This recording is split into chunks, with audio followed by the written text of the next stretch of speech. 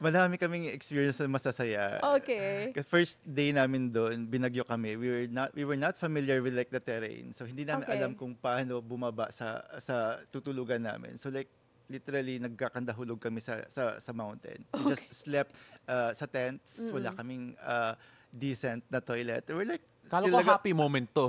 masaya siya kasi Masayang experience Kasi siya. it Okay. really bonded the people, The group, the yeah. group, Okay. and also masaya kasi may mga aswang stories kami doon. Oh, wow. no.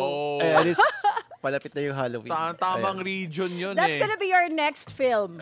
Oh my Yung mga God. behind the scenes aswang stories. Pero Marami may nakita kaming ba kayo? kwento.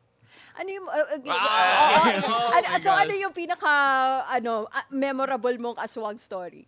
We were celebrating the birthday of one of our actors. Oh. Tapos sabi nung mga cast namin, tumahimik sila bigla sa gitna ng celebration kasi meron daw. And Merong tapos, ano? dumating. Oh,